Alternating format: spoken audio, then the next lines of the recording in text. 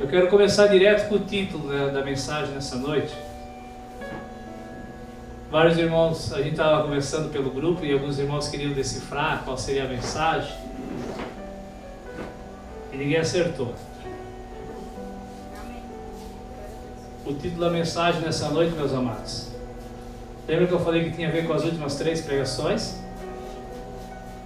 O título da mensagem nessa noite é Retornando do Cativeiro.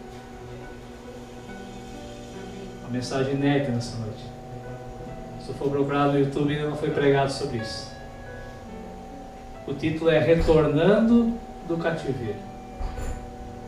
Nós ouvimos há 3 semanas atrás, que a igreja, e nós podemos concluir que a igreja local, como também a igreja universal, a igreja tem nome de que vive, nessa era que vivemos, nesse momento que estamos, mas está morta. Nós ouvimos que a igreja perdeu o primeiro amor. Mas ainda assim o Senhor não deixou de amar a igreja em nenhum desses 2 estágios. Tanto que o Senhor escreve cartas, envia pregações e diz: arrependam-se. E nós ouvimos semana passada que a igreja trava uma guerra, uma luta constante, diária, com o seu inimigo, chamado antiga serpente, diabo, Satanás, enganador, acusador. E nós entendemos pela situação, por aquilo que Deus tem dado, que sim, a igreja estava no cativeiro. Amém? A igreja estava aprisionada. A igreja estava num cativeiro. É ou não é um dos princípios de uma guerra prender os seus adversários, sim ou não? Aqueles que o seu opositor, o seu inimigo não decidiu matar ou não pôde matar. E nós vamos entender nessa noite, irmãos, que isso é o agir de Deus. Quando nós somos vencidos, nós começamos a ser vencidos pelo nosso inimigo, assim como Israel foi, assim como Judá foi figura da igreja, através de Nabucodonosor. Quando ele veio até Jerusalém, ele destruiu 3 coisas. Ele destruiu os muros, ele destruiu o altar e ele destruiu a casa de Deus. Amém? E aquele povo, figura da igreja, foi levado em cativeiro. Abre a tua Bíblia em Romanos capítulo 15, versículo 4. Romanos 15, 4. Diz assim: Porque tem um pouquinho de paciência com os irmãos, a minha já estava aberta. Romanos 15, 4. Depois de Atos. Acharam? Porque tudo que antes foi escrito para o nosso ensino foi escrito, para que pela paciência e consolação das Escrituras tenhamos o quê? Esperança. Antes de quê? Antes de Cristo. Até a era de Paulo, até o momento que Paulo escreveu Romanos, a carta aos Romanos não era considerado parte das Escrituras. Então Paulo aqui está citando o Antigo Testamento. Ele falou: tudo o que antes foi escrito para o nosso ensino foi escrito, para que pela Escritura sejamos consolados e tenhamos paciência. Tivemos 3 palavras de exortação. Essa noite teremos uma palavra de consolo. Glória a Deus. Não dê glória a Deus tão cedo. Um consolo conforme o consolo do Senhor. Alguém falou: pastor, vai ser uma palavra de vitória? Eu falei: depende do teu conceito de vitória. Segundo o conceito da Bíblia, será sim uma palavra de vitória. Ainda em Timóteo, eu só quero fazer essa pequena introdução. 1 Timóteo capítulo 3, verso 15, porque nós vamos ficar hoje somente no Antigo Testamento, nas Sagradas Escrituras, aquilo que nos foi deixado para o nosso consolo e ensino. 2 Timóteo 3,15. Paulo escreve para o presbítero Timóteo e diz: aquilo que desde a tua meninice aquilo que desde quando tu eras menininho, tu sabes as sagradas letras do Antigo Testamento, que pode fazer-te sábio para a salvação pela fé que agora há em Cristo Jesus. Toda a Escritura, tudo que foi escrito, quando é divinamente inspirado, é proveitoso para nos ensinar, para redarguir, para corrigir, para instruir em justiça, para que o homem de Deus seja perfeito e perfeitamente instruído para toda boa obra. Amém? Vamos acelerando. Abre a tua Bíblia no livro do profeta Jeremias.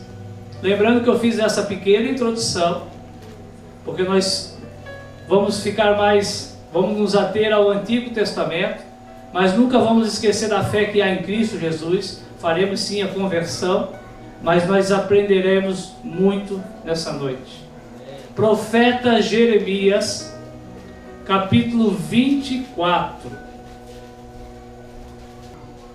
O profeta que profetizou, que anunciou que Israel, que Judá, o povo de Deus, por ter permitido que o seu inimigo o vencesse, seria levado cativo a Babilônia. Amém? Versículo 3. E disse-me o Senhor: o que tu vês, Jeremias? E eu disse: figos. Os figos bons, muitos bons, e os maus são muito maus, que não se pode comer de tão mal que são. Então veio a palavra do Senhor a mim dizendo: assim diz o Senhor, o Deus de Israel, como estes bons figos, assim conhecerei aos de Judá, que serão levados em cativeiro, e que enviarei deste lugar para a terra dos caldeus, para o seu mal. É isso? Estão acompanhando? Para o seu bem.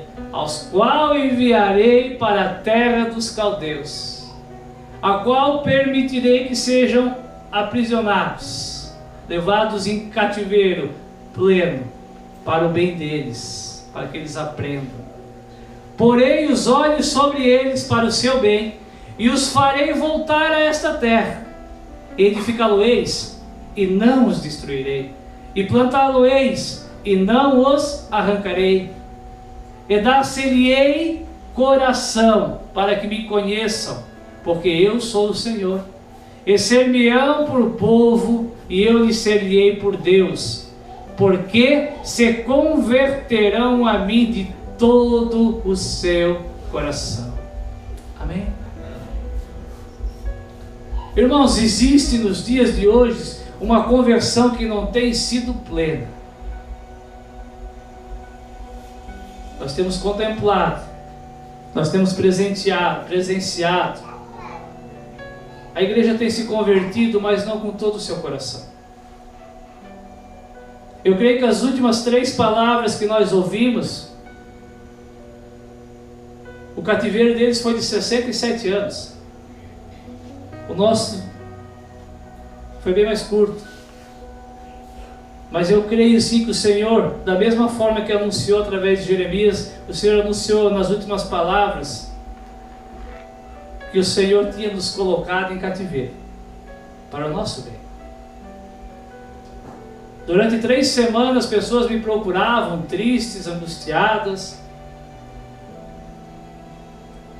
confessando, reconhecendo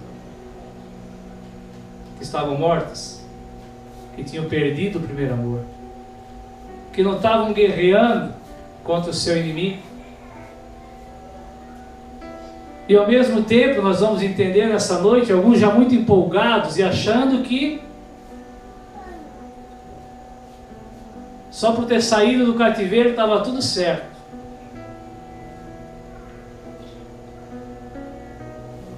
Quando nós saímos do cativeiro, quando Israel saiu do cativeiro, que foi anunciado, para o bem deles.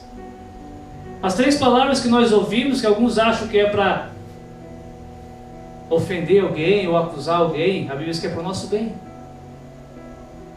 O cativeiro que foi anunciado, que nós estávamos, que alguém diz assim, o pastor deu um tiro no próprio pé e dizer que a igreja está morta, não tem primeiro amor e tem sido vencida. Tiro no próprio pé, irmãos, é esconder aquilo que é visível a Deus. Quando eles retornarem, nós vamos ver ainda nas Escrituras, quando alguém retorna de um exílio após uma guerra, o que é encontrado na sua terra natal? Alguém arrisca? Caos, destruição, desolação, calamidade. Palavra de consolação nessa noite, meus amados. A igreja passou um bom período cativa.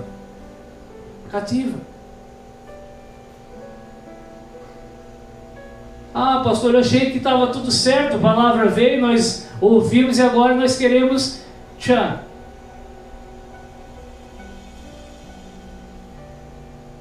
Ainda somos uma terra desolada, meus amados. Eu creio que através da palavra que foi anunciada, nós saímos do exílio. Vários me procuraram e disseram, vamos que vamos. Só que o cenário é de devastação. O cenário, irmãos, é de desolação. Ou não? Jeremias 29. Eu nem vou falar dos figos ruins, só falamos dos figos bons. Diz, glória a Deus, eu sou um figo bom. Os figos maus, os que não aceitaram o exílio, que ficaram, os que fugiram, os que foram para o Egito, que voltaram para o mundo, leia em casa. Os figos maus, os que permaneceram em Jerusalém e que estavam no Egito, figura do mundo, os figos maus foram destruídos. Os olhos do Senhor estavam sobre os figos bons. Existem dois tipos de pessoas, meus amados. Pessoas más que se arrependem, pessoas más que não se arrependem. O bom aqui é aquele que aceitou a correção do Senhor. Eles foram levados cativos. Eles tinham desagradado ao Senhor. Mas para os olhos do Senhor eles eram figos bons. O Senhor ainda conseguiria transformá-los. O Senhor não desistiu de nós, irmãos. Amém? O Senhor não vai desistir de nós. Eu tenho certeza que nós vamos reedificar o altar, nós vamos reedificar a igreja, nós vamos reedificar os muros. Mas o cenário hoje é de terra desolada. Te acalma.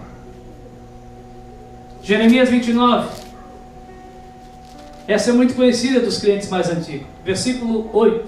Jeremias 29, 8. A promessa da restauração. Porque assim diz o Senhor dos exércitos, o Deus de Israel: não vos engane, os vossos profetas que estão no meio de vocês, nem os vossos adivinhos, não deem ouvidos aos vossos sonhos que sonham, porque eles profetizam falsamente a meu respeito. Não os enviei, diz o Senhor. Sabe o que esses falsos profetas, que não era Jeremias, estavam fazendo? Anunciando que logo eles sairiam da Babilônia. Esses falsos profetas, esses falsos homens, adivinhos, eles eram profetas em nome do Senhor, só que eram falsos, porque eles falsificavam aquilo que o Senhor tinha falado. O Senhor falou: não fui eu que os mandei, não deixe que eles vos enganem. Eu falei que vocês ficariam 70 anos, uma geração.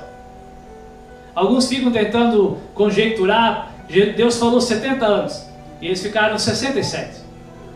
Uns dizem que é por Deus, na sua misericórdia, diminuiu 3 anos. Outros dizem que os 70 anos eram simbólicos, uma geração. O que importa, meus irmãos, é que foi muito perto. Amém? Então o Senhor diz: olha, esses falsos profetas, esses que dizem que logo vocês vão voltar, que vai dar tudo certo de qualquer jeito, eu não enviei a eles.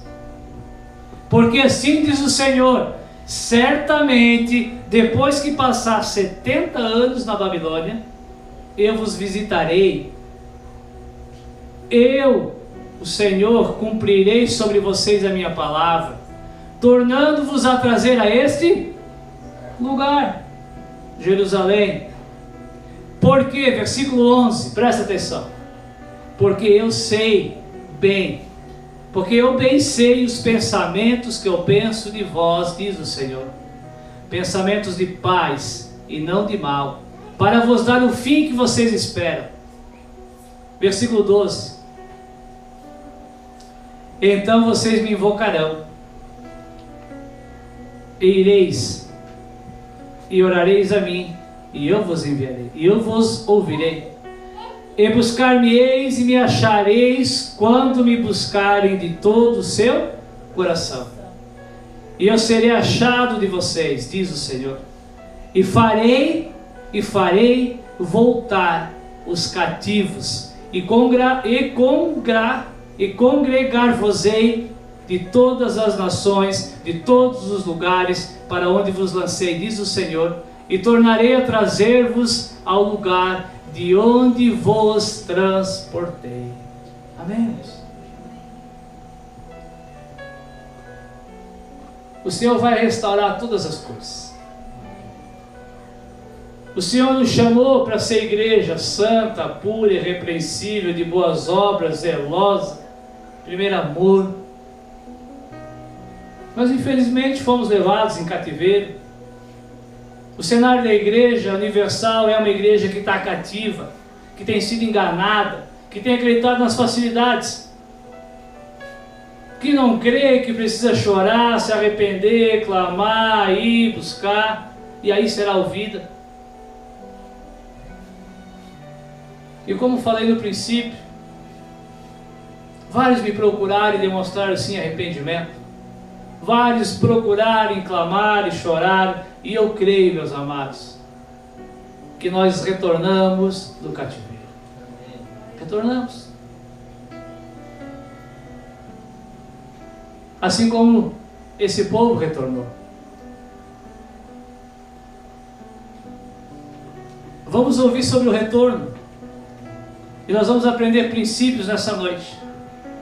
Toda a escritura divinamente inspirada serve para nos ensinar. Tudo que foi escrito para o nosso ensino foi escrito. Livro de Esdras. Esdras. Volta. Mais para o começo da Bíblia. Depois de Crônicas. Antes dos Salmos. Esdras capítulo 1. Versículo 1 ao 3.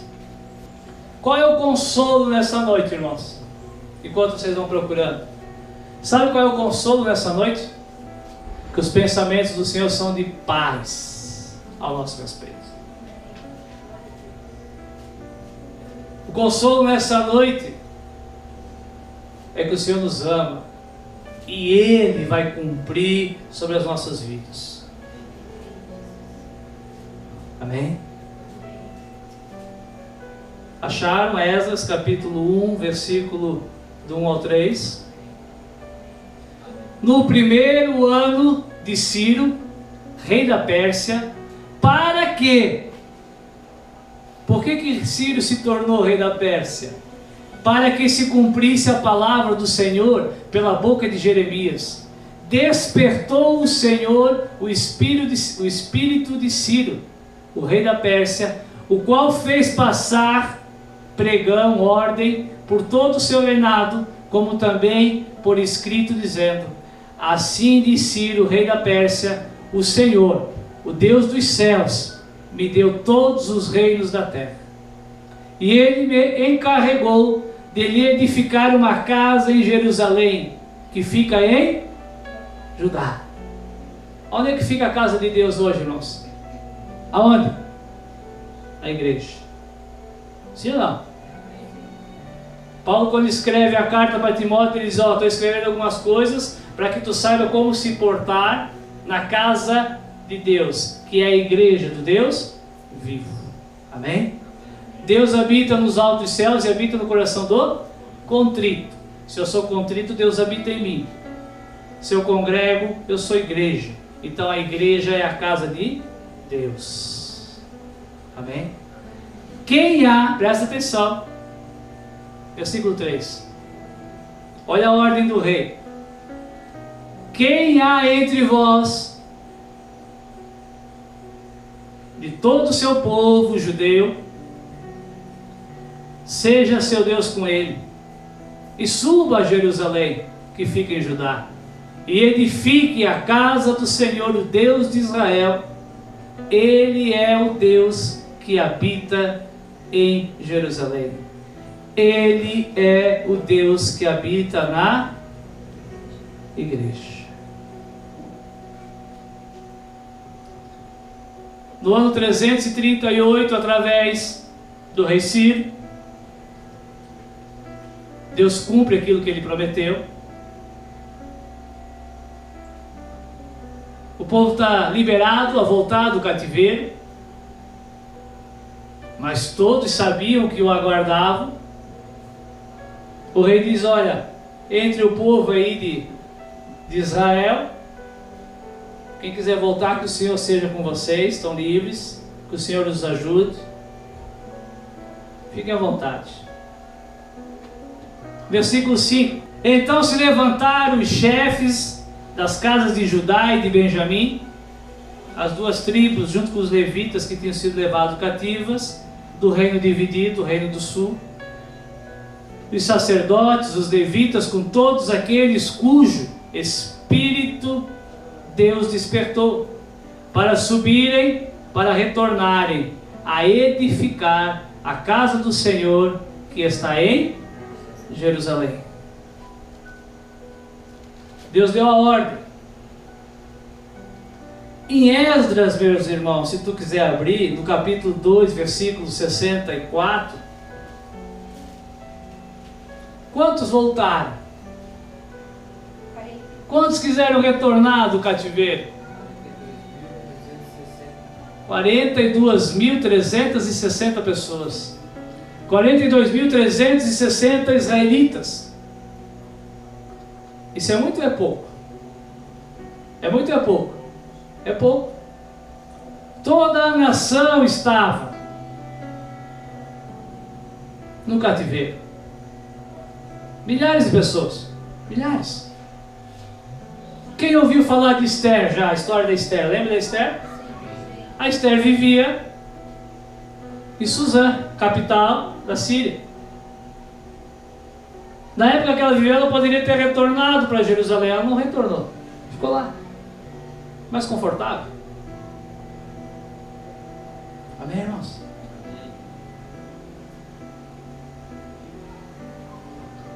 A ordem foi dada. A ordem foi dada para retornarmos do exílio. Fomos libertos. O Senhor deu ordem. O cenário é caos. Caos o cenário. Não se iluda. Para de se iludir. O que mais tem é nego iludido. Ah, pastor, aquelas palavras, estou orando. Calma. É caos. É destruição o cenário. Muito tempo cativo. Muito tempo o inimigo dominando todas as coisas. Agora o princípio é esse. Quantos retornarão? Quantos sairão do seu conforto que estavam? E irão reedificar as tranqueiras. O que me consola é que Deus precisa sempre da minoria. Amém? Mas que tu faça parte dessa minoria. O nosso Deus, ele precisa de minoria. 42 mil homens, irmãos, era nada. Era nada. E eles retornam, liderados por um homem chamado Zorobabel. Ainda não era Esdras. Num período de 90 anos, mais ou menos, fizeram três excursões: Zorobabel, Esdras e Neemias. E eles retornam. E nós vamos aprender, irmãos, nessa noite, princípios. 3 atitudes foram tomadas depois que eles retornaram a querer edificar, a querer voltar a ser reconhecido como povo de Deus. Abre a tua Bíblia no livro de Esdras, capítulo 3, versículo 6. Aqui encontraremos o primeiro princípio. Daniel era um homem bom e justo, sim ou não? Daniel? Sim. Era um jovem. Era bom? Servia ao Senhor? Sim. Foi levado junto ou não foi? Foi ou não foi? Então mesmo que tu acha que tu estás fazendo a tua parte, tu és a igreja. Tu estava junto no cativeiro. Amém? Eu me sentia preso no cativeiro, vencido. 3:6. Os 42.360 liderados por Zorobabel retornam. A primeira atitude que eles tiveram, desde o primeiro dia do 7º mês, começaram a oferecer sacrifícios ao Senhor. Porém, ainda não tinham levantado, não tinham posto os fundamentos do templo do Senhor. Nós vamos ver nos versículos anteriores que a primeira atitude deles, irmãos, foi edificar o altar. O que significa edificar o altar e não ainda o templo? A casa de Deus. Aqueles que realmente querem dizer: Senhor, eu vou voltar para essa terra desolada e nós vamos consertar as coisas. Tem que edificar o altar. Está falando de busca pessoal. Amém? Tens feito a tua busca pessoal? Depois que tu ouviu sobre o cativeiro, sobre o teu inimigo, fomos libertos dele através da revelação da palavra, retornamos. A primeira atitude, meus amados, como foi desses homens, eles restabeleceram o altar. Para eles o altar físico era o lugar onde eles ofereciam holocaustos. O nosso altar é onde nós vamos orar ao Senhor. É o nosso jejum, é a nossa entrega pessoal, é o nosso abandono individual do pecado. Se tu estás querendo reedificar a casa de Deus sem consertar o teu altar, esquece. Não vai dar. Antes que os fundamentos da casa de Deus fossem estabelecidos, aqueles homens edificaram o altar. Amém? Vamos para a segunda. Esdras 3:9. Edificar o templo. Edificar a casa. 3:9. Então se levantou Jesuá, não é Jesus, é Jesuá, seus filhos, seus irmãos, Cadmiel e seus filhos, os filhos de Judá, como um só homem, para vigiarem os que faziam a obra na casa de Deus. Os filhos de Enedade, seus filhos e seus irmãos, os levitas. Se tu for curioso, lê toda a história de Esdras em casa, é fascinante. Estamos pegando alguns versículos na sequência, para ganharmos tempo. A segunda atitude que eles tiveram, meus irmãos, foi edificar, aí sim, a casa de Deus. Está falando de uma busca o quê? Coletiva. Está falando de unidade. Se eu tiver a minha busca pessoal, se eu edificar o meu altar, mas se pelo menos alguns, a minoria, não entender isso e não começar uma busca coletiva, a reedificar a casa de Deus, a serem como um só, a Bíblia cita vários, e a Bíblia diz que eles como um só homem começaram a reedificar a casa de Deus. Amém? Terceiro, Neemias 2:17. Próximo livro. Neemias, capítulo 2, versículo 17. Acharam? Então lhes declarei, como a mão do meu Deus me fora favorável, como também as palavras do rei que ele tinha dito. Então disseram: levantemo-nos e edifiquemos, e esforcem-se as nossas mãos para o bem. O que Neemias tinha contemplado na sua saída pela noite em Jerusalém? Que os muros de Jerusalém estavam destruídos. O altar individual já tinha sido restabelecido. A casa do Senhor já estava edificada. O povo já estava morando. Mas os muros ainda estavam derrubados ou com buracos. As portas ainda estavam queimadas. Amém? A reedificação do muro significa, meus amados, fechar as brechas. Aquilo que nos levou para o cativeiro, aquilo que te fez vencido, se tu não fechar as brechas, e se nós como igreja não fecharmos as brechas, mais uma vez seremos vencidos. Amém? Busca pessoal, busca coletiva, busca incessante por fechar as brechas, reedificar os muros, aquilo que nos protege, aquilo que nos guarda. Palavra pura, palavra verdadeira, a santificação, a comunhão verdadeira, genuína. Eu creio que essa é a mais difícil, talvez. Vamos que vamos. Qual foi o motivo da queda? Qual foi o motivo da queda? Como é que os babilônios conseguiram entrar?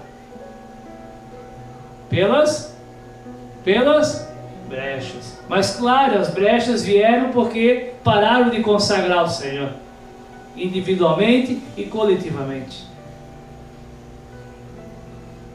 Eu marquei aqui quais foram os itens que eles tiveram que vencer para edificar os muros. Vou dar uma palhinha. Preguiça, zombaria, conspirações e ameaças. Amém? Esses homens, para edificar, eles tiveram que vencer a preguiça deles. Como tem crente preguiçoso?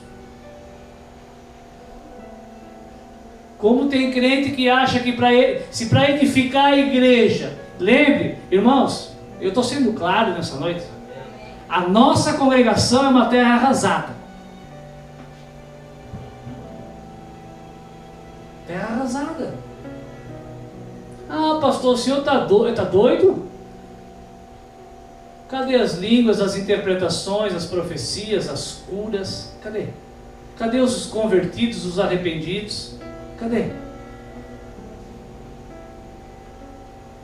As últimas 3 mensagens o Senhor errou o endereço. Era para ter pregado outra coisa. A nossa igreja é terra arrasada. Amém? Vamos cuidar do nosso quintal. Já está bom? Para que volte a ser aquilo que o Senhor sonhou para cada um de nós, irmãos, tem que deixar a preguiça do lado. Eles tiveram que deixar a preguiça do lado. As ameaças, que não vai dar certo, que não é bem assim, deixa de lado. As zombarias, zombam ou não zombam? Do nosso estilo, né? Do nosso congregar, de algumas coisas. Conspirações, como eu sofro algumas conspirações. Amém? Vamos seguindo. Nós vamos falar sobre alguns princípios, que não pode faltar para que a igreja, o coletivo, que é o que mais nos importa, seja restabelecido. Amém? Amém. Irmãos, eu acho que estabelecer o altar é básico, sim ou não? Tu entender que tu precisa ter uma vida de oração, de jejum, de busca, de leitura na tua casa, eu acho que não precisa de muita legenda. É básico. Ali começa. Nós vamos falar sobre princípios para a edificação da igreja. Esdras capítulo 4, versículo 1. Volta para Esdras. Esdras capítulo 4, versículo 1. Segura aí. Vamos voltar para o princípio, quando eles chegaram, 538 a.C. Decidiram, vamos reedificar a casa de Deus. Lembra que a casa de Deus naquela época era o quê? Física. Hoje ela é espiritual, somos nós. Versículo 1, presta atenção, olha o princípio aqui. Eu vou falar ele antes de ler. O primeiro princípio que nós vamos encontrar: não fazer alianças com inimigos de Deus. Prestaram atenção? Amém. Queremos nos reedificar? Não precisamos de alianças com o mundo, ou com quem serve o mundo. Não fazer aliança com inimigos de Deus. Quem é inimigo de Deus? Ah, aqueles que não são batizados, pastor, aqueles que não vão no culto, são esses os inimigos de Deus? O que Tiago fala no capítulo 4? Adúlteros e adúlteras, traidores do seu Senhor. Não sabeis vocês que ao se constituir amigo do mundo se tornam inimigos de Deus? Todos aqueles que creem em facilidade, todos aqueles que não creem que precisa ter arrependimento, todos aqueles que não creem nos princípios da palavra, são inimigos de Deus. Hoje eu não vou citar eles. Nós não precisamos e nós não iremos nos associar com eles. Amém? As ofertas virão. As ofertas vêm. As ofertas chegam. Chegou para esses homens. Vamos edificar a casa? Eles falaram, vamos. Ouvindo, pois, os adversários de Judá e de Benjamim, que os que tornaram da onde? Do cativeiro, edificavam o templo ao Senhor, o Deus de Israel. Chegaram, pois, a Zorobabel, o líder da época, e ao chefe de seus pais, e disseram-lhe: deixa-nos edificar convosco, deixa-nos ajudar vocês, vamos fazer uma aliança, um ecumenismo. Porque, como vós, assim como vocês, nós também buscamos o Deus de vocês. Como também já lhes sacrificávamos desde os dias de Esar-Edom, rei da Síria, que nos mandou vir para cá.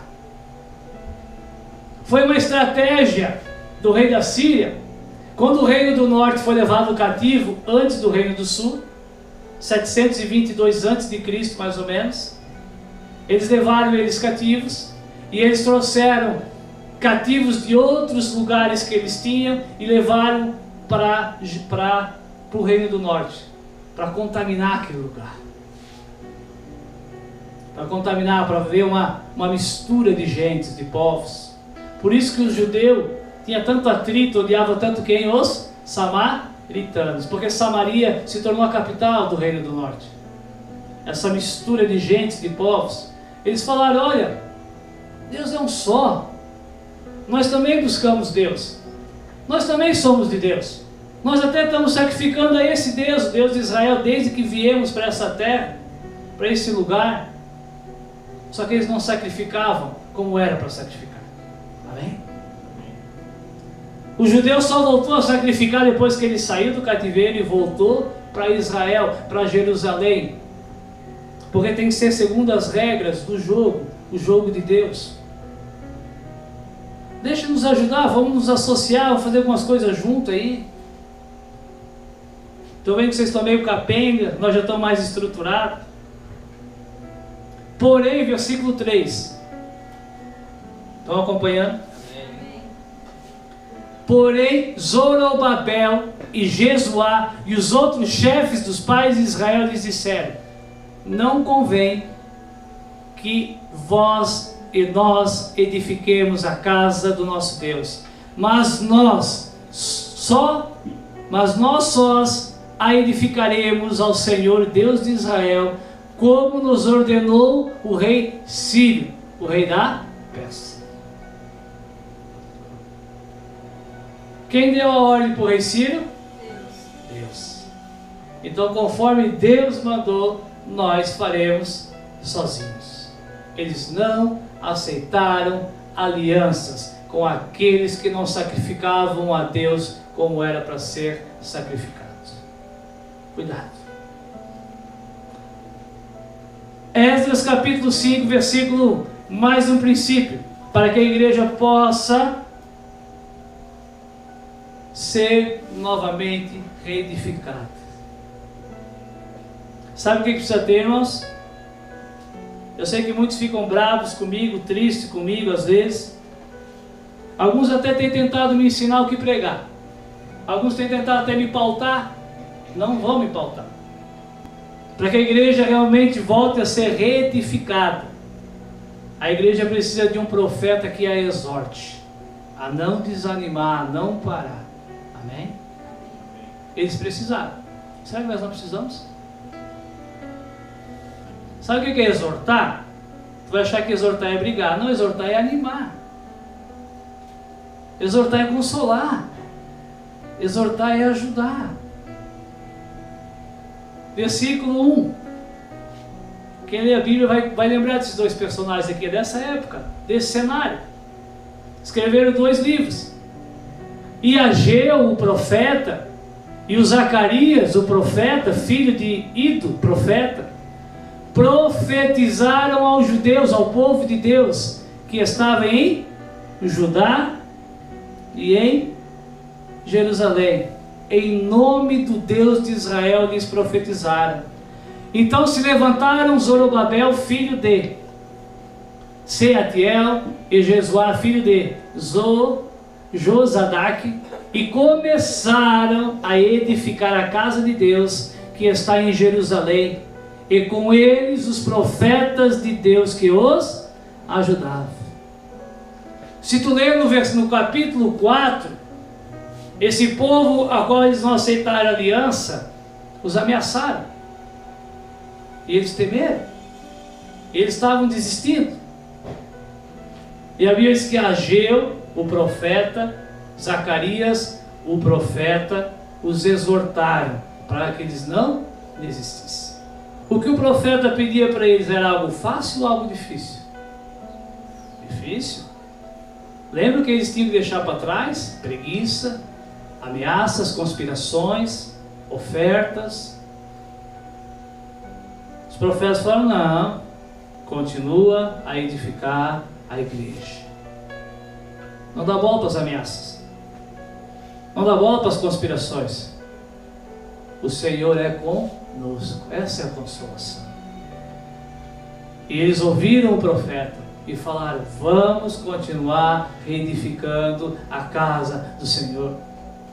Sabe quantos anos eles levaram para reedificar a casa do Senhor? Alguém chuta? Está consultando o irmão ali.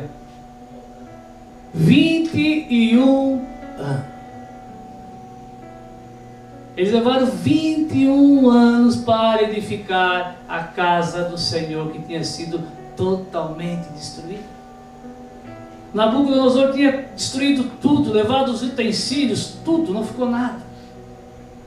Quando eles voltaram, o rei Ciro permitiu que os utensílios que ainda tinha eles levassem, mas não tinha mais nada.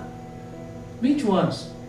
Ameaças, sol, cansaço, fadiga, conspirações.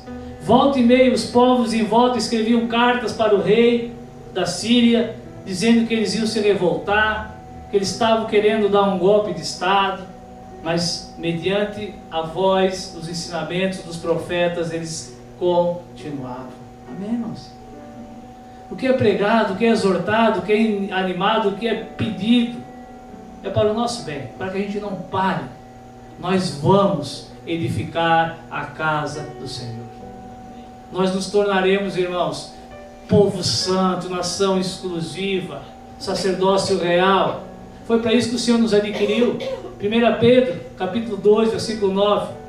Lembra? O Senhor nos chamou para que a gente anuncie as maravilhas dele. Mais um princípio. Esdras 10. O altar edificado, a casa edificada, passaram-se os anos. Passaram-se 60 anos depois da edificação da casa, a casa prontinha. No ano 458 antes de Cristo, veio uma segunda caravana entre Zorobabel e a vinda de Esdras.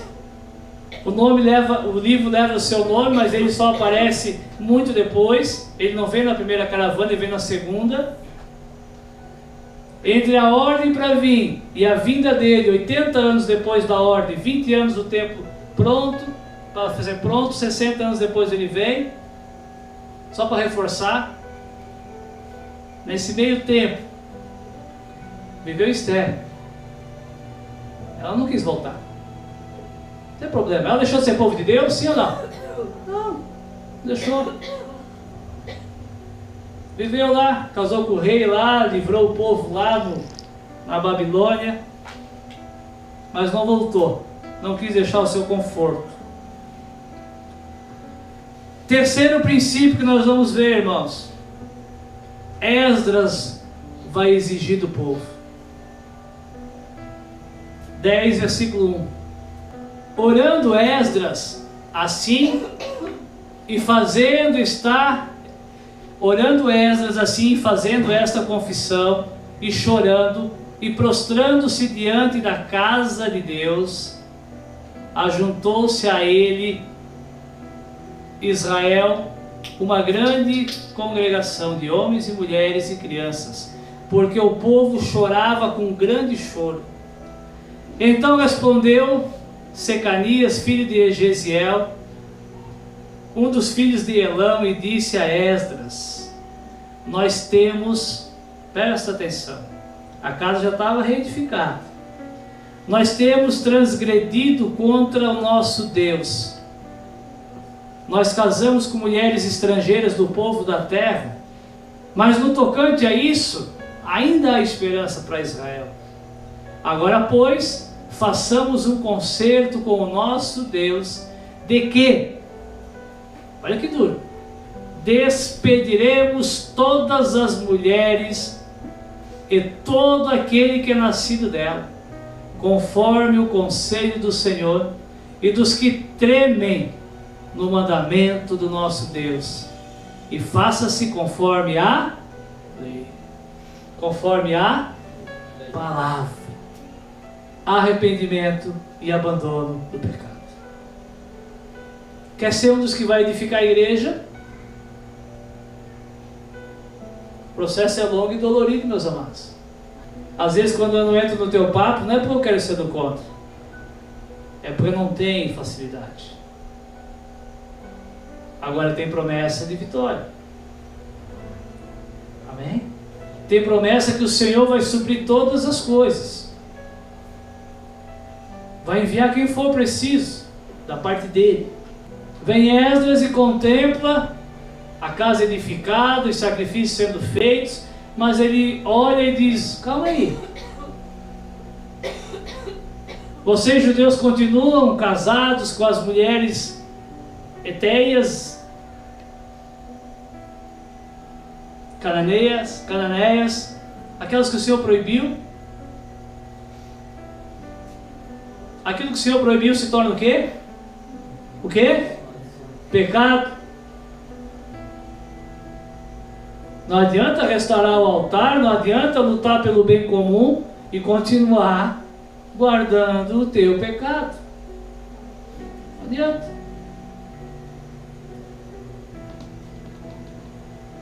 Vai se tornando brecha, quando a gente vê o inimigo entrou ali. Esdras chora, lamenta, chama o povo. O pecado não era dele, mas sim ele induz o povo a um arrependimento. E o povo entende, por isso que as coisas prosseguem. Por isso que depois de alguns anos vem Neemias. Amém? Eu sei que alguns dizem assim: pastor, o senhor prega há muito tempo, daí não dá para gravar tudo. Irmãos, a nossa mente não grava tudo, só que a câmera grava, né? Então vai ficar lá guardadinho para o nosso ensino, para que a gente aprenda. Fica tranquilo. Esdras contempla Deus está no controle. E muitas vezes nós queremos pegar o controle na mão. Nós queremos pular as etapas. Calma. Eu costumo dizer, até de uma forma brincando, sem pressa e sem preguiça. Calma. Calma no sentido não de que eu não preciso fazer. Calma no sentido de não querer ultrapassar as etapas estabelecidas por Deus. Amém? Que haja realmente um arrependimento genuíno na igreja. Que haja um abandono do pecado. Esses amados irmãos israelitas tiveram que despedir, mandar embora. Tu vai dizer, meu, que Deus duro. Não, Deus duro não, Deus justo. Deus falou que não era para casar com elas. Né? Depende do ponto de vista, né? Do ponto de vista de Deus, que é o que vale, Ele é justo. Tiveram que despedir suas esposas e seus filhos nascidos delas. Nós temos conseguido, irmãos, despedir algumas coisas. Coisas bem mais simples. As coisas que nós amamos. Né? Coisas que nós geramos. Coisas que conviveram conosco tanto tempo. E daí tu conhece a lista, não precisa ficar toda hora repetindo a lista, né, das obras da carne, do pecado. Tu conhece. Irmãos, que haja o mesmo arrependimento coletivo que houve nesse povo. Mais uma vez, não vai ser a maioria. Não foi todos. Mas teve aqueles que se arrependeram. E a terra foi ficando mais bela. E a igreja vai ficando mais bela, meus amados. Amém? Creia nesse princípio. Arrependimento e abandono do pecado, por mais duro, por mais difícil que ele seja. Vamos voltar para Neemias. Capítulo 2, versículo 2. 12 anos depois desse arrependimento, desse abandono do pecado, ainda faltava algo. Eles tinham que reedificar os muros. Quem era Esdras? Alguém sabe qual era o ofício dele? Sacerdote e escriba. Amém? O que é escriba, pastor? Escriba eram os homens que na época pegavam os escritos e iam escrevendo para que eles não se perdessem. Né? Não tinha editora na época, não tinha CPU, as coisas iam envelhecendo, então os escribas pegavam desde Moisés, os primeiros escritos, e os escribas tinham esse papel de reescrevendo, para que a história não se perdesse e chegasse até nós. Amém? Então Esdras era sacerdote e escriba. Saiu do seu conforto. Neemias era copeiro do rei. Onde é que ele morava? Aonde? No palácio. Neemias servia o rei. Com certeza, para chegar na presença do rei, servia o rei da Síria, a potência da época, que dominava o mundo inteiro. Provavelmente ele dormia bem, comia bem, se vestia bem, porque ele tinha que estar apresentável. Né? Neemias estava lá. Irmãos, para que as brechas sejam fechadas na igreja, precisa de desprendimento. Sabe, tu tens que sair do teu conforto. Quem aqui é casado? Levanta a mão.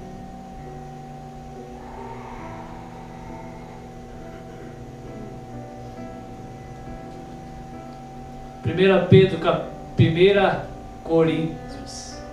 Primeira carta de Paulo aos Coríntios, capítulo 7. Aos casados, como se não fossem casados. Paulo não está, irmãos, dizendo que nós devemos não cumprir os nossos princípios de marido e esposas. Porque nos versículos primeiros, ele fala quais são os deveres uns dos outros. Só que ele continua. falando que os solteiros têm que se dedicar totalmente às coisas do Senhor, ele fala, mas os casados também, como se não fossem casados, dividam seu tempo. Amém? Irmãos, para que a gente consiga restabelecer a ordem, edificar os muros, precisa de desprendimento. Alguns têm que se desprender. Neemias saiu lá do palácio e veio até Jerusalém, porque chegou a informação para ele que o negócio ainda não estava legal, que ainda faltava alguma coisa a ser feita. Versículo 2, capítulo 2. E o rei me disse: por que estás triste? Por que está triste o teu rosto? Pois tu não estás doente? Não é isso senão tristeza de coração. Então eu, Neemias, temi muito, em grande maneira, e disse ao rei: viva o rei para sempre, como não estaria triste o meu rosto, estando a cidade, o lugar do sepulcro dos meus pais, assolada, e tendo sido consumidas as portas pelo fogo. E disse-me o rei: que me pedes agora?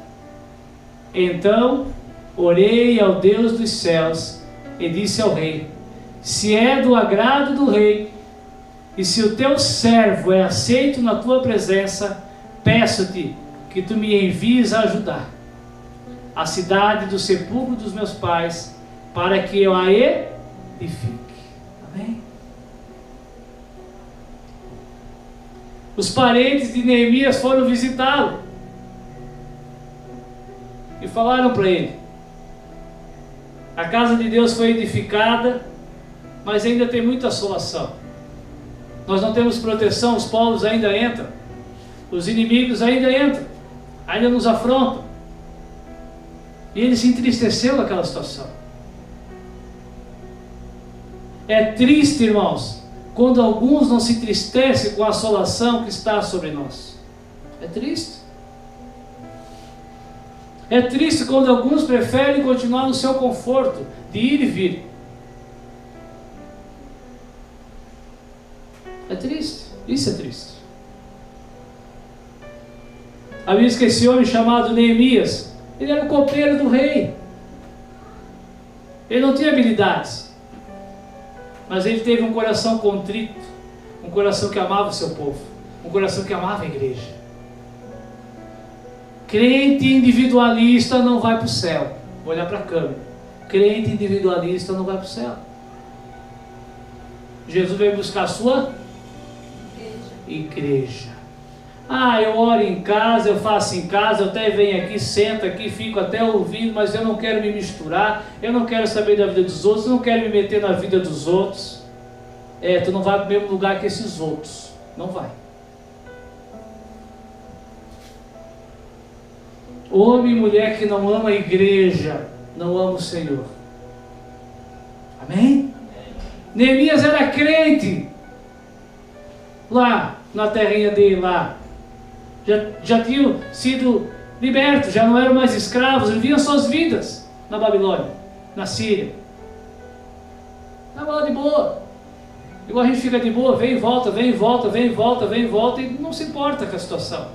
Por quê? Porque eu sou casado, porque eu tenho que chegar em casa e dar atenção para minha mulher, para meus 5 filhos, eu tenho que estudar, eu tenho... A igreja, né? Fazer o quê? Ah, não tem quem faça, mas eu tenho meus compromissos, eu sirvo ao rei, eu tenho meu emprego, eu tenho minha faculdade, eu tenho isso, eu tenho aquilo.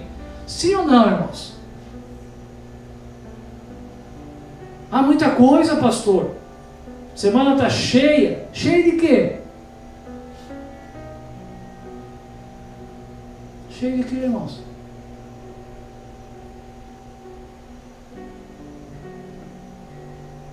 Se resolvemos fazer 2 eventos na mesma semana, essa semana foi difícil. Eu vi ontem isso ontem.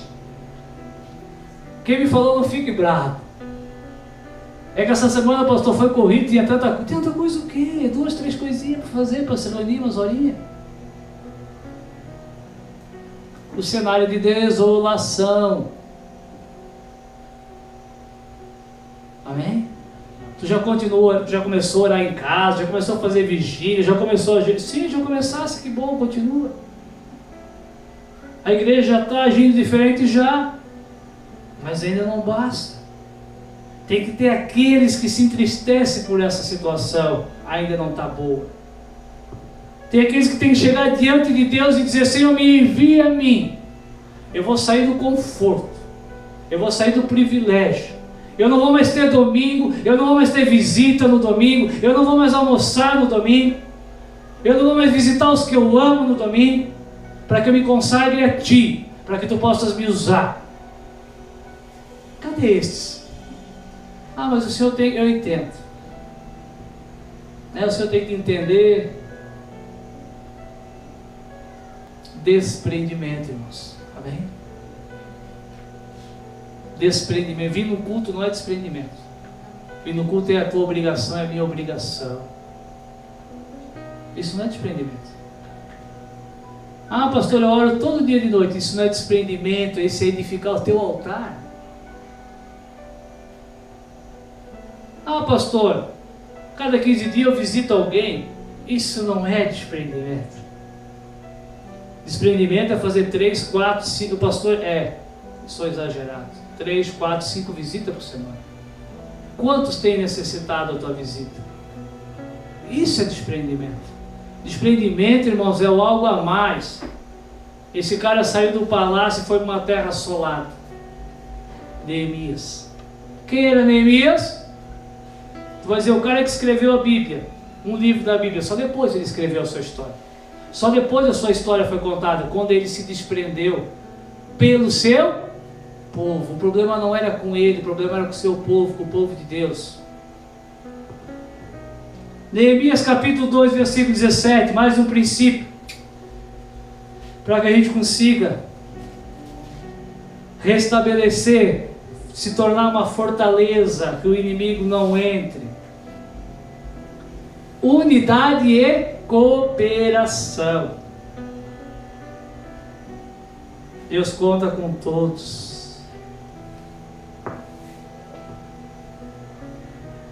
Neemias, quando vem para Jerusalém, só para dar mais um contexto, Neemias vem como governador, vem como líder, vem como o quê? Mais uma coisa, pastor. Guarda essa informação. Neemias, a terceira caravana, ele vem para liderar o povo. Ele não era sacerdote, ele veio para liderar. Neemias capítulo 2, versículo 17. Então lhes disse: bem vedes vós a miséria que estamos e que Jerusalém está assolada, e que as suas portas têm sido queimadas.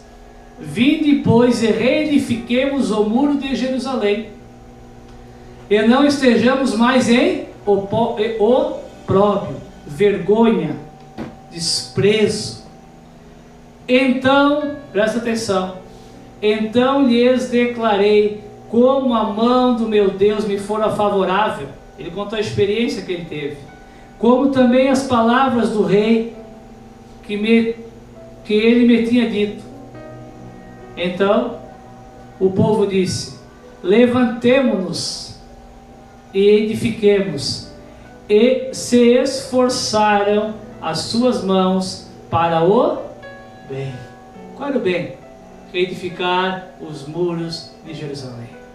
Amém? Teve o desprendimento primeiro de um homem que confrontou um povo ao qual ele sabia que sozinho ele não iria reedificar os muros.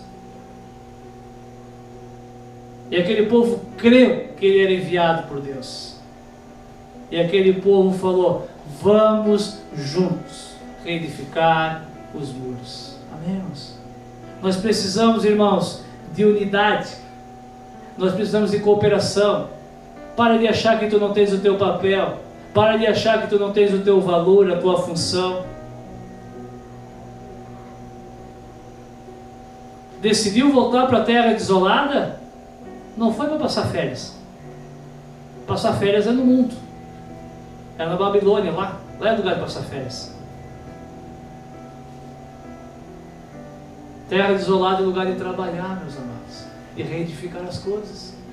Tu que fica se escandalizando, deve mesmo se escandalizar, mas de tristeza, de olhar e dizer, poxa, os irmãos não se visitam. As ofertas voluntárias que tem que ser por amor não suprem a necessidade das despesas. Então vamos trabalhar, vamos arregaçar as mangas, vamos nos desprender mais, vamos nos doar mais, vamos edificar juntos, vamos fazer uma união, vamos nos unir, vamos comprar briga. É um princípio, meus irmãos. Sozinho não venceremos. Está quase acabando. Neemias 4:17. Mais um princípio que não pode faltar. Tem alguém que ainda duvida desse livro, irmãos? Tem alguns que duvidam desse livro. É porque nunca leu ele com o coração desprendido. Neemias 4:17. Neemias era o Tiago do Antigo Testamento, sabia? O que Tiago ensinava? Qual era a característica do discípulo Tiago na sua carta? O que ele escreve de diferente dos outros de uma forma mais ampla? Fé com obras. Neemias era o Tiago do Antigo Testamento. Ele cria que a fé tinha que ser acompanhada de obras. Amém, irmãos? Precisamos de fé com obras. Não adianta dizer que estamos juntos e não estar junto. Não adianta se compadecer e não se doar. Não adianta dizer eu creio e não caminhar juntos. Capítulo 4, versículo 17. Os que edificavam o muro recebiam ameaças dos seus inimigos para eles pararem. Os que edificavam o muro e os que traziam as cargas e os que as carregavam, pedras pesadas, cada um com a sua mão fazia a obra. Fazia a obra. E na outra, o que eles tinham? Armas. Amém? Fé com obras. Eles oraram a Deus e pediram ajuda, mas eles não deixavam de levar as suas armas. Se o inimigo viesse, eles iam lutar. Amém? Mas eles pediram ajuda para Deus, sim. Deus ia capacitar eles para usar as armas. Fé com obras. Pede para ser capacitado, mas não se coloca à disposição. Pede para lutar contra o inimigo, mas não luta. Acha que Deus vai te capacitar e vai lutar por ti. Se for para ele lutar por ti, não precisa te capacitar. Amém, irmãos? Se for para Deus lutar por nós, ele não precisa nos capacitar. Mas não foi isso que ele decidiu. Ele decidiu nos capacitar na nossa busca, para que a gente guerreie. Amém? Uma fé com obras. Eles estavam carregando as pedras, estavam edificando os muros com as armas a postos, porque os povos estavam inconformados, queriam que eles parassem. Vamos continuar. Neemias capítulo 6, 10. Sabe o que mais precisa? Coragem e discernimento. Coragem e discernimento. Entrando eu na casa de Semaías, filho de Delaías, esses dois me complicam, o filho de Metabel, que estava encerrado, disse-lhe ele. Ele chega a Neemias e diz: vamos juntamente à casa de Deus, no meio do templo, e fechemos as portas do templo, porque os teus inimigos virão para te matar. Sim, de noite eles virão para te matar. Semaías, um judeu, que tinha se aliançado com outros povos através de casamentos, se tornou um traidor do seu próprio povo. Lembra as conspirações? As conspirações vêm, irmãos, dentro da própria igreja. As pessoas se levantam.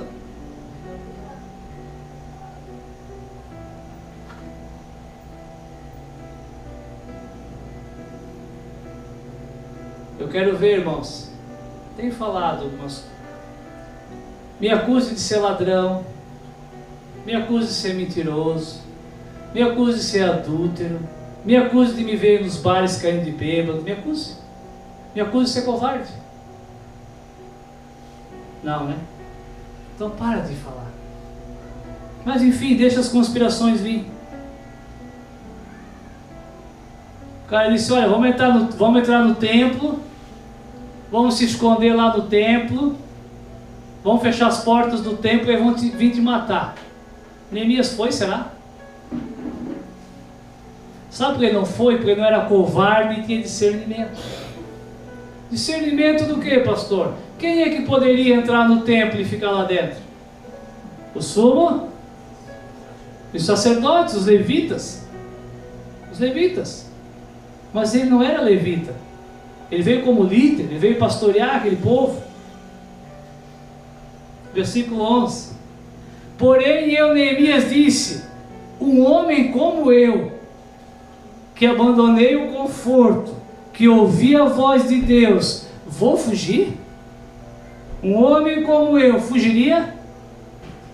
Irmãos, eu não vou fugir do que Deus colocou sobre a minha vida, amém? Se alguém quer fugir, paciência. Se alguém acha que a forma que tem sido conduzido não está certo, paciência, eu não vou fugir. Ontem estávamos aqui reunidos, fica tranquilo que eu estou de olho no relógio, estávamos aqui reunidos com jovens, e o irmão da Paola veio nos visitar, ele não congrega com a gente. E foi tratado algumas coisas bem sérias, bem complexas, bem bíblicas, bem verdades. E eu conheço o rebanho. Eu creio que alguns pensaram, poxa, o pastor não devia ter tocado em alguns assuntos assim, meio delicados. Só que eu ainda ouço a voz de Deus. Talvez tu não acredite.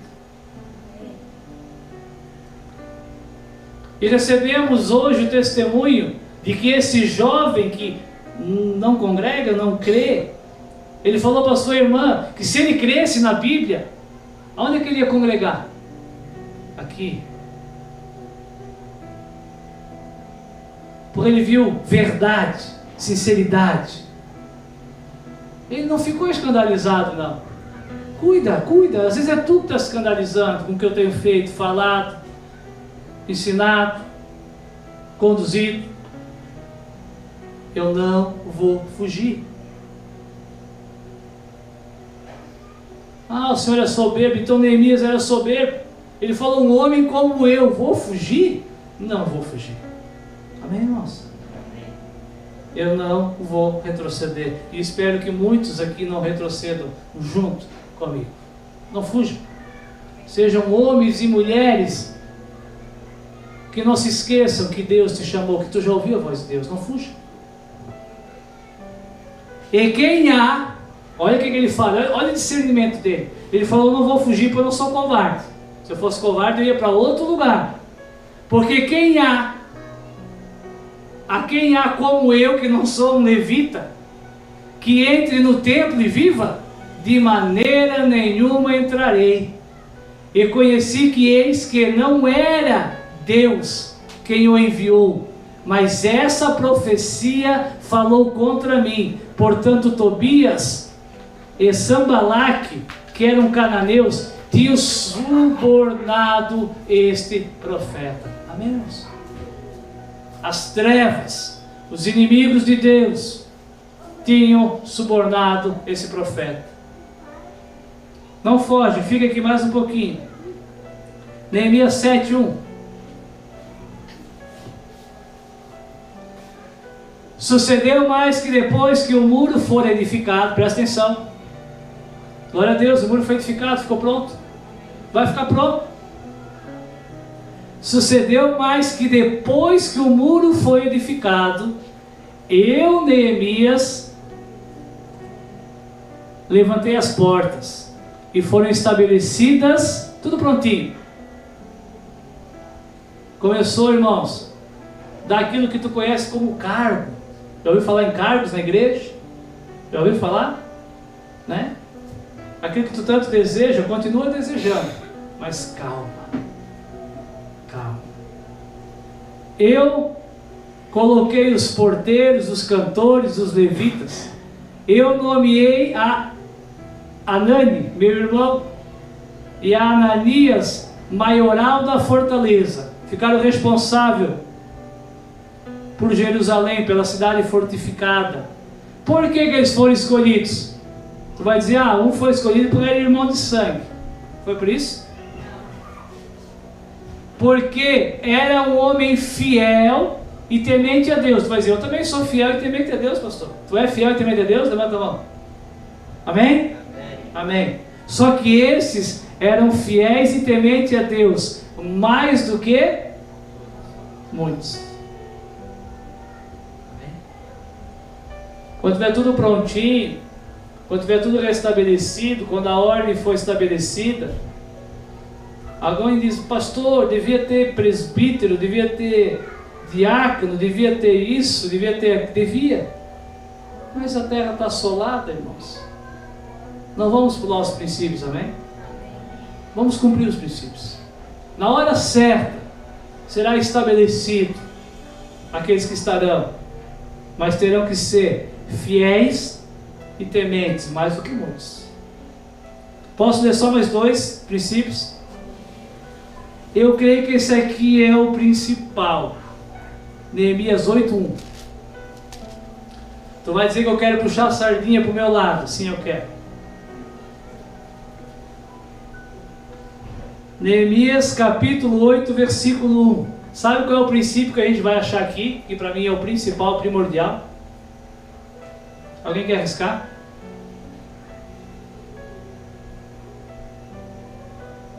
Ninguém arrisca? Amor pela palavra. Amor pela... O que é palavra? Palavra Bíblia, pastor? Leitura? Não, palavra. Tu tem que entender que tudo que está escrito aqui saiu da boca de Deus. Tudo. Ordens, proibições, liberações, tudo. Bênção, tudo. Tudo que está escrito aqui, promessa de juízo, de condenação, de vida eterna, tudo saiu da boca de Deus. Um princípio que não pode faltar, irmãos, para que tudo fique bonito novamente: amor pela palavra de Deus. E chegando o 7º mês, estando os filhos de Israel nas suas cidades, tudo certinho, todo o povo se ajuntou como um só povo, olha a unidade, na praça, diante da porta das águas, e eles pediram, presta, de quem veio o pedido? O povo pediu a Esdras, o escriba. Lembra do Esdras? Que tinha assumido um pouquinho de cena. Ele era escriba, ele era sacerdote. Pediram a Esdras, o escriba, que ele trouxesse o quê? O livro da lei de Moisés, o que eles tinham até o momento como palavra de Deus, que o Senhor tinha ordenado a Israel. E Esdras, o sacerdote, trouxe a lei perante a congregação, para mostrar para eles: olha que bonito esse livro. E Esdras, o sacerdote, trouxe a lei perante a congregação, assim de homem como de mulher, e de todos os sábios, para ouvirem, no 1º dia do 7º mês. E leu ela diante da praça, que está... Quem aqui já leu Levítico? Quem aqui já leu Levítico? Chato pra caramba. 600 e poucos mandamentos, ordenanças e rituais. Mas era a palavra de Deus para eles. Era o que eles tinham. E depois de tudo estruturado, eles demonstraram o quanto eles amavam a palavra. Tens amado a palavra? Não estou falando de ler a palavra, estou falando de amar a palavra. Amar a palavra. Pediram para que fosse lido. E Esdras leu. Que hora que ele começou a ler, irmãos? Desde a alva, desde as 6 da manhã. Até que hora que ele leu a palavra? Todo mundo lá sentadinho ouvindo a palavra. Com os olhos cheios de amor. Até meio-dia. Amém, irmãos?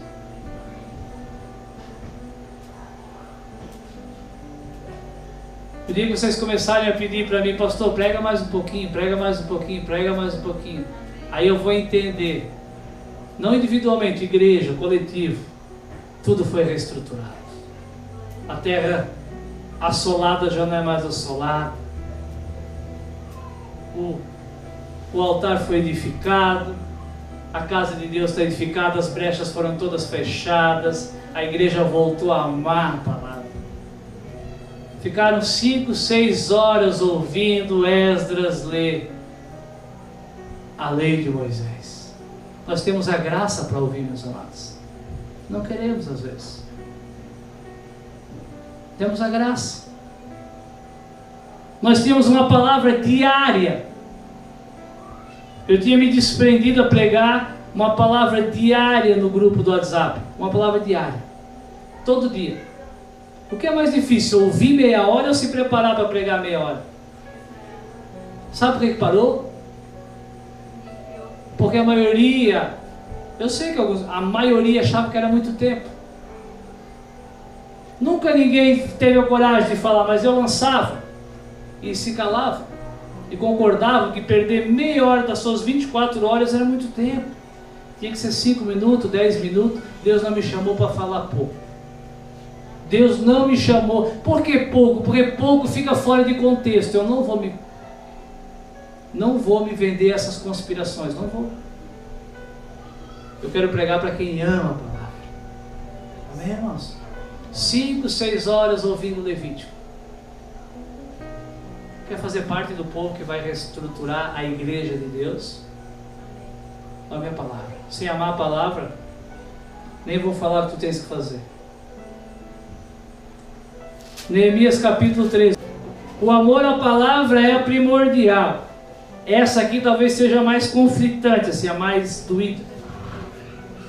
Livro de Neemias capítulo 13.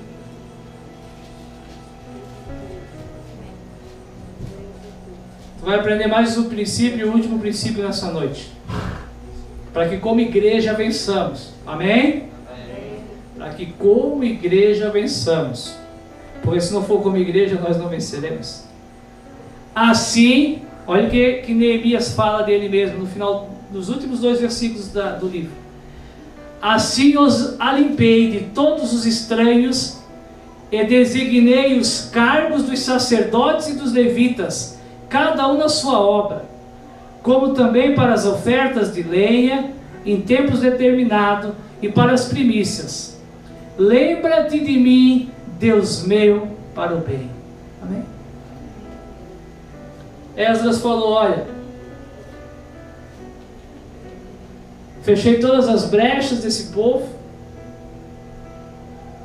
estabeleci os cargos, pastoreei esse povo. Lembra-te de mim, Senhor. Irmãos,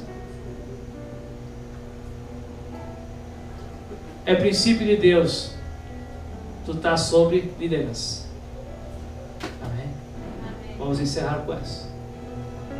É princípio de Deus estarmos diante de liderança.